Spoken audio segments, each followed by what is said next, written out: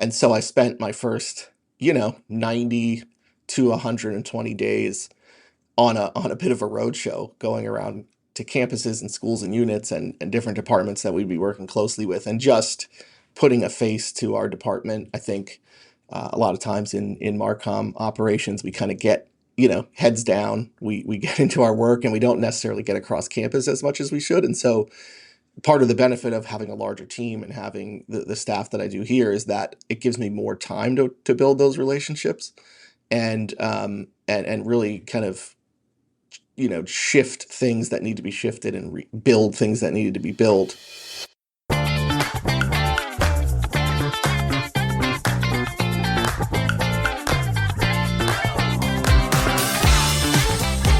Welcome to Mission of Missions. I'm your host, Jeremy Tiers. This is the show designed to help you grow, both professionally and personally, in the fast-paced world of higher education. Every other Tuesday, I sit down with senior leaders, new professionals, and difference makers from across higher ed and beyond, where we'll share tips and strategies related to challenging topics like student recruitment, leadership, customer service, enrollment marketing, and time management. So if you're looking for practical advice and conversations that actually move the needle, this show's for you. Grab your notepad or fire up your notes app, and let's get into it.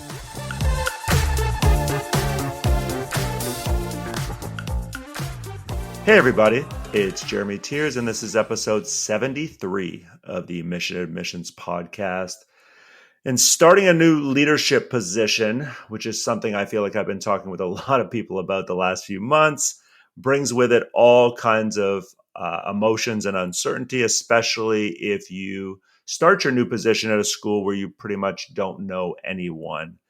That was the reality for Shane Baglini about 90 days or so ago, and I'm excited to talk with him about his first few months in his executive director role at William & Mary. Welcome to the show, Shane.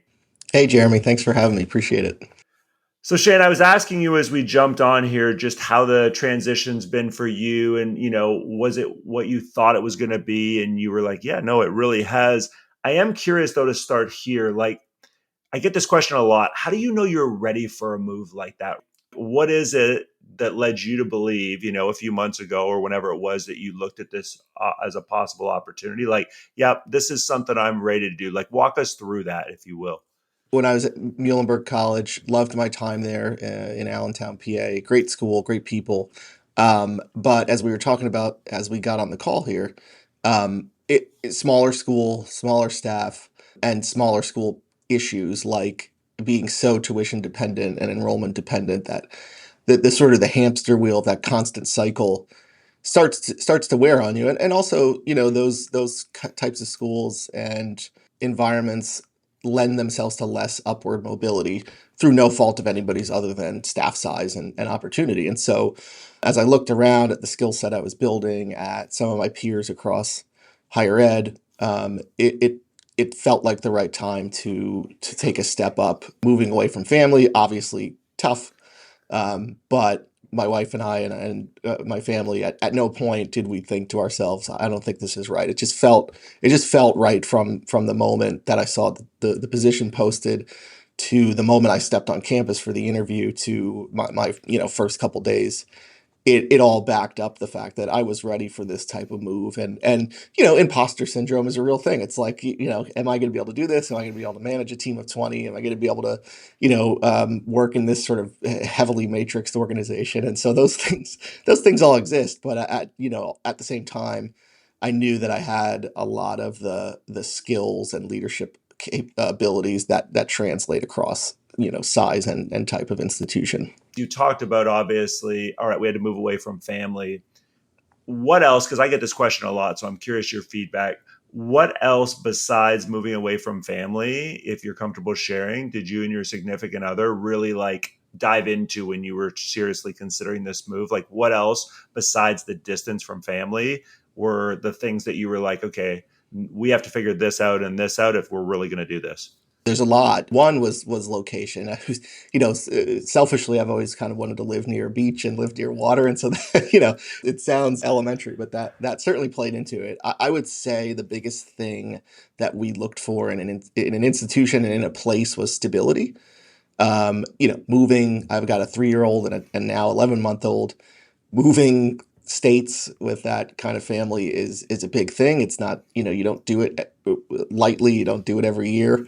And so stability in both the role and institution. And William and Mary going into our 333rd year in February, I I can't think of a more stable institution than that. One of the big selling points to me was the longevity of the people on both on my team and across the institution. All three of my direct reports have been here 10 plus years. So two of them have been here 15 years. Our CMO, my boss, has been here for 15 years. So that kind of longevity speaks a lot to the quality of the organization, the quality of the people. And it just shows me that it's an institution that treats people the right way, because you don't stay it's a new age. You don't stay somewhere that long if that's not the case. And so that was really comforting for me to see. So you get into this new role, and again, I'm sure you're doing a lot of things that you were doing in previous positions, and then there are new things, right? So, like, what skill sets, if you really had to break it down to one or two things, Shane, do you think you probably have utilized the most in this like first 90, 100-ish days? Yeah, number one would be relationship building. When you come into a new position like this, you have both the benefit and the challenge of no past history with the institution, or more importantly, the people. And so you get two sides to both stories when you go to meet somebody, or when working with another department. And relationship building can kind of bridge that gap between what you're hearing and what you're seeing. And in the piece I wrote for Volt recently about this topic, I quoted Seth Odell when he said, know the people first, then the role. And so I spent my first 90 to 120 days on a bit of a roadshow, going around to campuses and schools and units and different departments that we'd be working closely with, and just putting a face to our department. I think a lot of times in Marcom operations, we kind of get heads down. We get into our work, and we don't necessarily get across campus as much as we should. And so part of the benefit of having a larger team and having the staff that I do here is that it gives me more time to build those relationships, and really kind of shift things that need to be shifted, and build things that needed to be built. So relationship building was number one. I think a lot of the skills that I've developed over the past 10 years have translated directly to this role. Things like digital marketing, leading the charge there, branding, leading the charge there, website redesign and things like that, and leading the charge there. So a lot of the projects that I've gotten so far have been directly tied to my background. I think the other skill set, I would say, I'm a firm believer in the fact that you can have close relationships with direct reports and employees. I think it's a bit of an old school mentality that would say the opposite, but really developing those relationships, because there was a bit of on and off with this position that I'm in. It's been existing for a few years now, and some of those have been vacant years. And so just trying to show my new team that I'm going to provide stability and support when they need it. So leadership from that standpoint, which is still a form of relationship building, but in a different sense. So I would be curious to know, when you were having those conversations then, Shane, with other people in other departments across campus, how much of it was, I'll say, you just listening and them talking, and how much of it was you asking some very pointed and direct questions, or was it a combination of that? It was a combination. If I had to put a percent, it was probably 70-30 listening towards asking.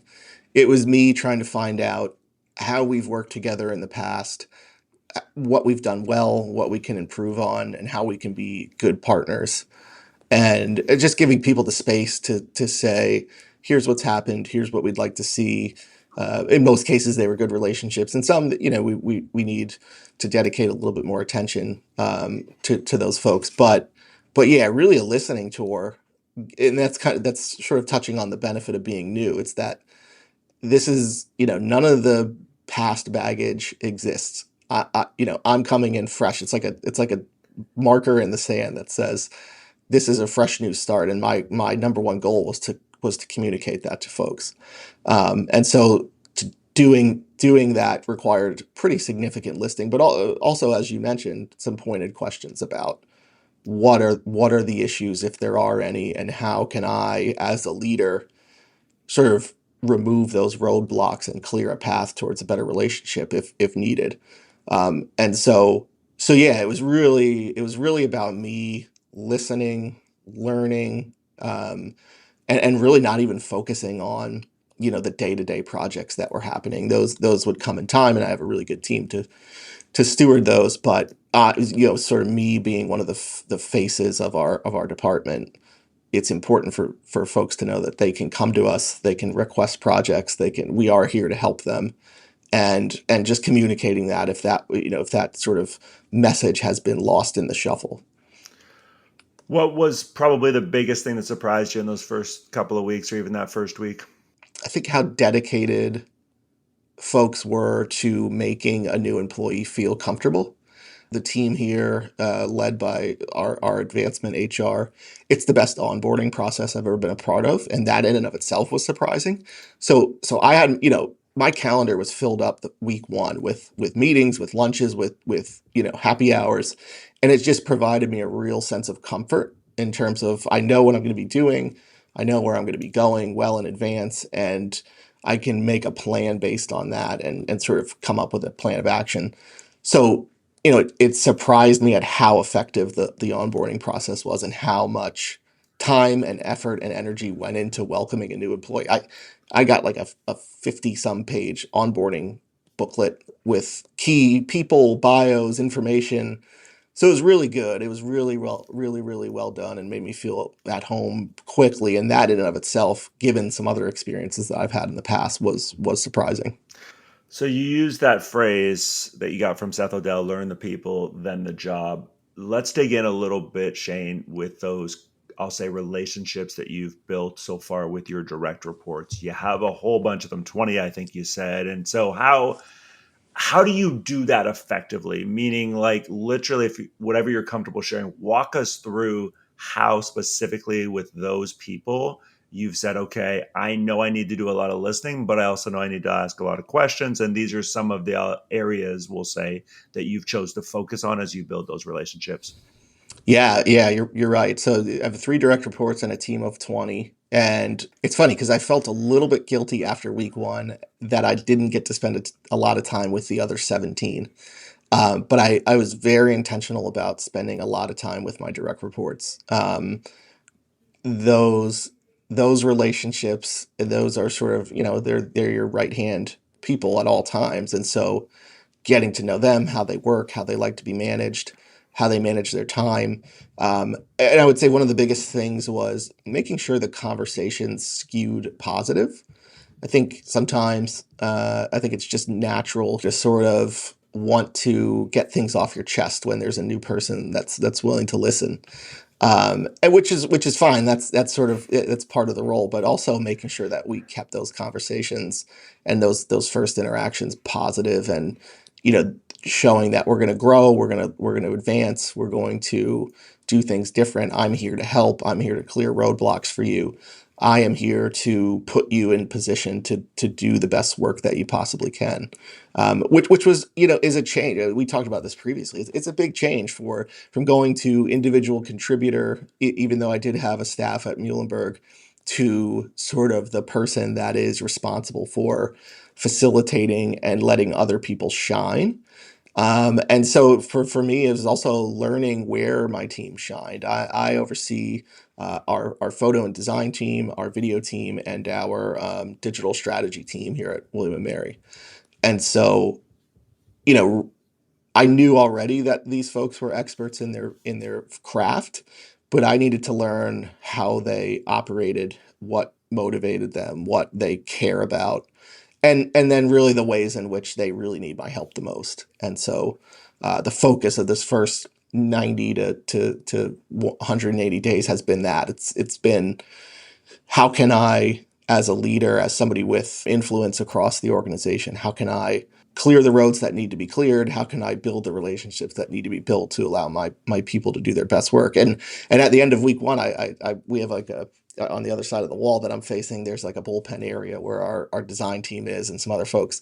And I walked out just before heading out that last day saying, sorry, I couldn't spend a lot of time with you guys. I promise I will when I get back. But it was a mixture of kind of meetings with other folks and then getting to know my team, my direct reports as well as possible. Since then, obviously, have grown relationships with all the rest of the folks. But that was the real important thing for me. Week one was making sure that my direct reports knew I was there for them and knew I was a support system for them. Let's take a quick break for a word from our sponsor. Forsyth Tech was struggling to engage prospects promptly. Staff were overwhelmed and leads were slipping through the cracks. Then they brought in Element 451's Bolt agents. These AI-powered assistants stepped in to answer inquiries, send reminders, schedule visits, and route leads day or night. As a result, prospect to applicant conversion hit 25% within 3 weeks, and enrollment rose 12%. The impact? Counselors focused on high-value conversations while Bolt agents handled the rest. Fast response, higher yield, happier staff.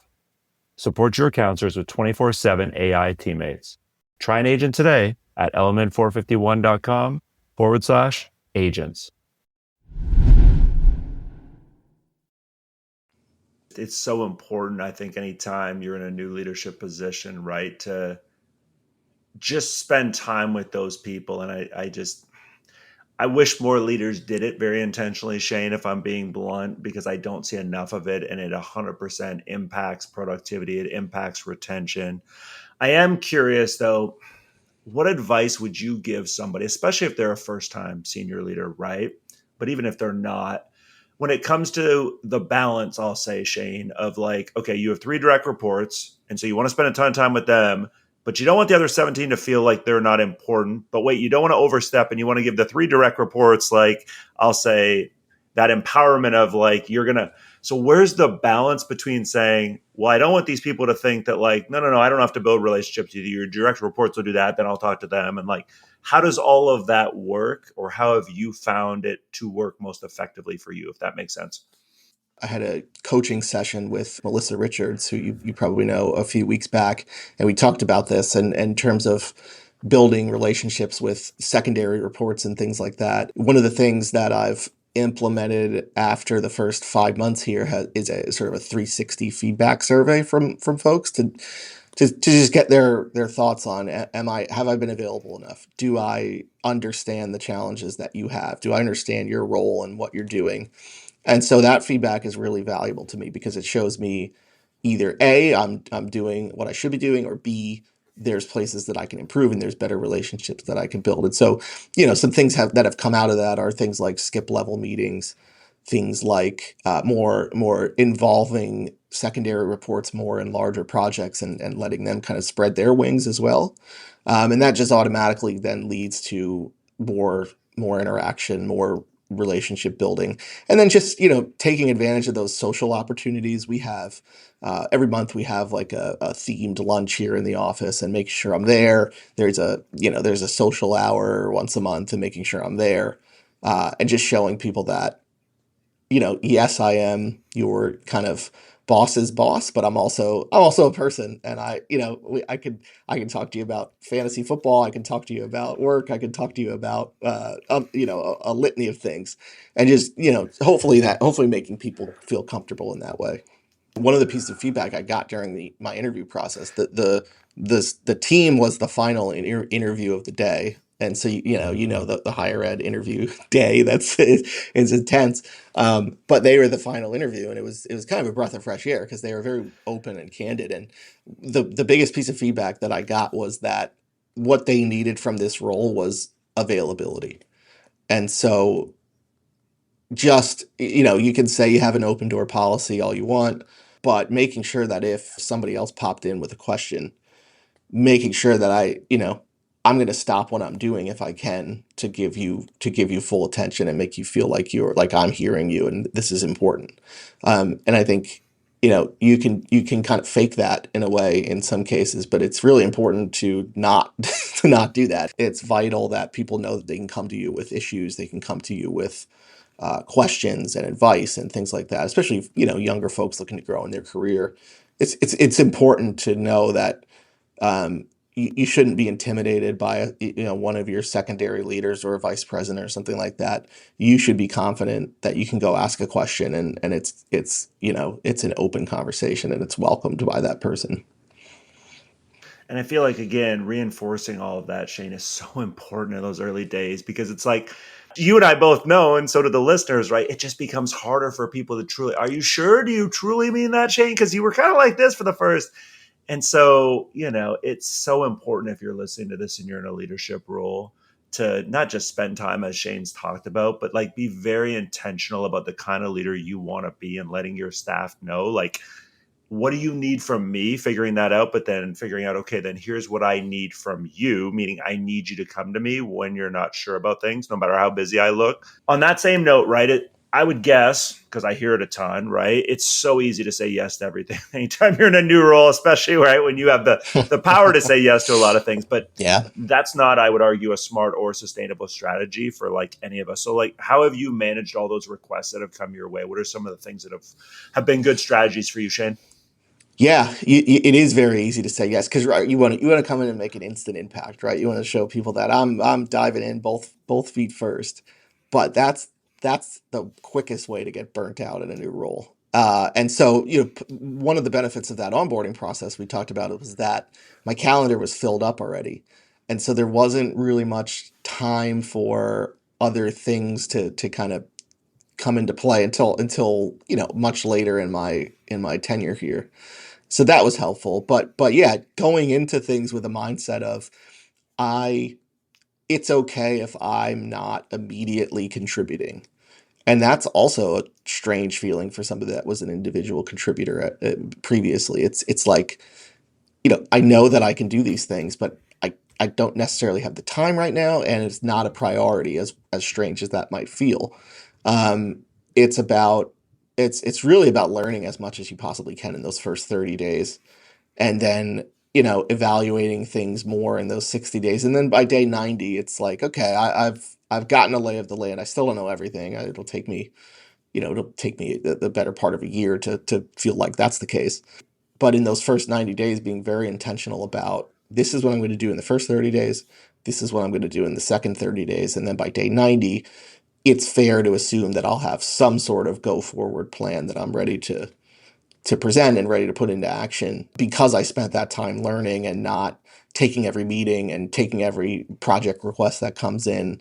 It gave me a real opportunity to evaluate exactly what we needed from my position and from others around campus and others in our immediate sort of department here. Which, if I came in and said I'm gonna burn the candle at both ends and let everybody know that I'm dedicated and I'm gonna do the work and I'm gonna stay until 7 o'clock at night, I would have been burnt out after 30 days because it's such an exercise in mental sort of agility to start a new position like this and meet so many people and learn so many things and try to retain it.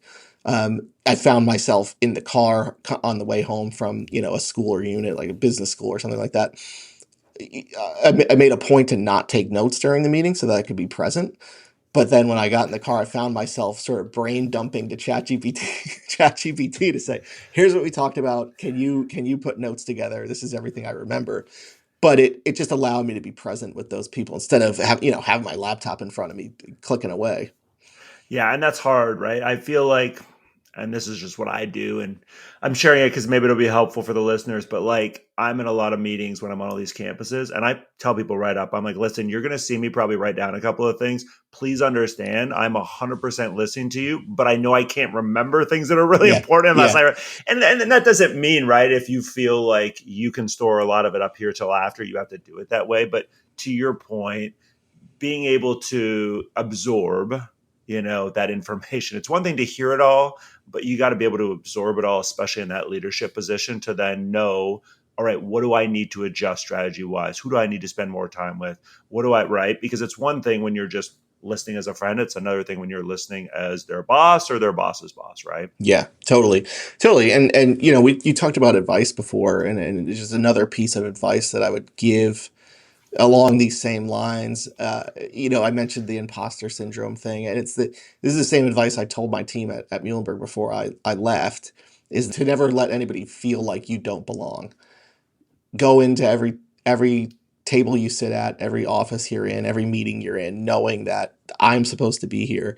I am the expert in my field. I am capable of this. Even though it's a larger organization, it's a larger institution, it's got, history that's fascinating and complex, knowing that I'm supposed to be in the seat that I'm in right now, despite the challenges that I might be facing internally and externally, knowing that this is the place I'm supposed to be because I'm ready for this position is an important mindset to have.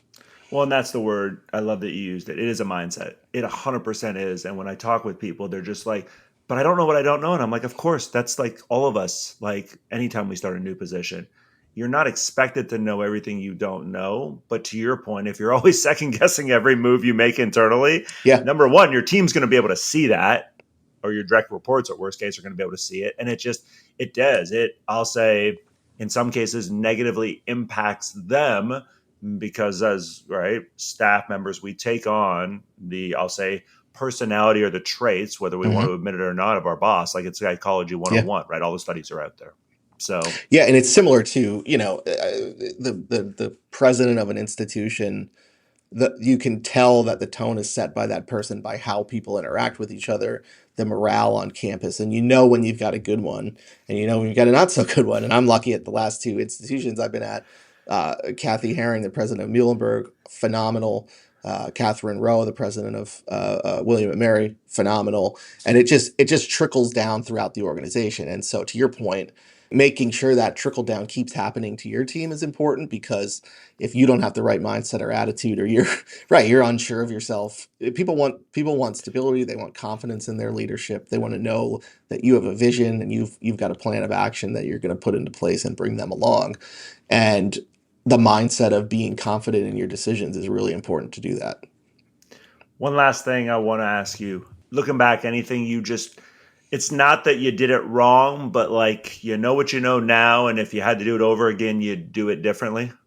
I mentioned interacting with secondary reports. What I would probably do a little bit differently is the structure of the way I went around campus in terms of timing of who I met with, amount of time I spent with folks. All relationships are important. Some are more important than others.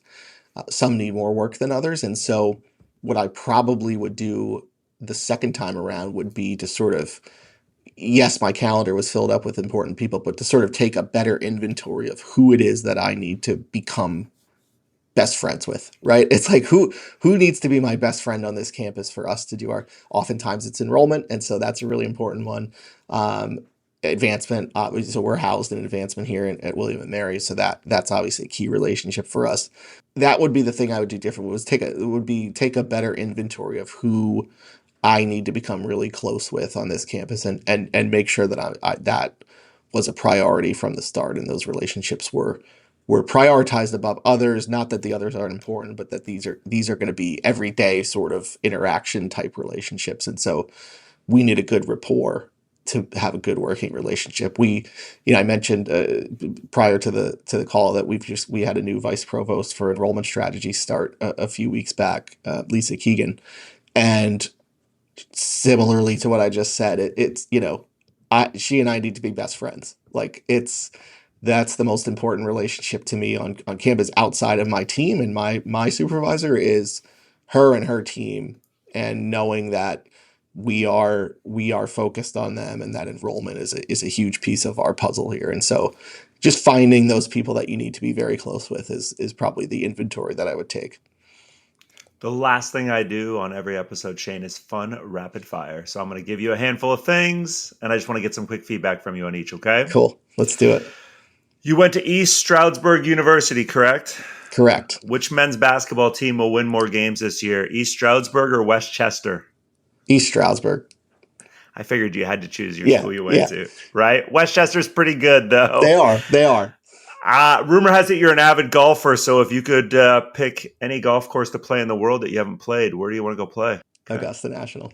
I can't argue that. I can't argue that. You're a Phillies fan. Yes, sir. They're in the playoffs. We know that already on this day we're recording. How far will they get? You're on the record. This year feels a little different to me. I think this team has the ingredients to win a World Series. Okay. Well, I'm not a huge baseball fan, but I know they're going to have to get through the Dodgers and somebody else. They are. Right? So should be interesting. Best new TV show you've stumbled upon recently? We just started watching a show called Task on HBO. It's Mark Ruffalo is starring as a sort of leading a FBI task force. That's really good. I've heard a lot of great things about The Pit. Haven't watched it. I don't know that I have the stomach to watch it. I don't do well with graphic, emergency room stuff, but that's next on my list if I can make it through it. Final one. Rumor has it you also like a lot of pasta and Italian food like me. So favorite kind of pasta, if you have to choose one, is what? Yeah, spaghetti carbonara. That's a very, very good one. Very good one. Shane, I appreciate you being on today and just sharing so much. I know these conversations are super helpful, and the listeners are always, curious. How, again, do I know if I'm ready for this next position? And then how do I best prepare myself so that I'm not, like, for lack of a better phrase, like building the airplane as I'm trying to fly it, which is happening too often, not just in higher ed, but in a lot of positions. So I know this is going to be super helpful. And I appreciate your comfort level in sharing everything that you did today. Appreciate the invite. And it's always good to chat with you. And I appreciate all of you for listening. Until the next time we chat.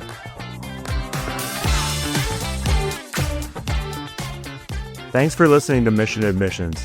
This show is a proud member of the Enrollify Network, home to Higher Ed's the largest collection of podcasts.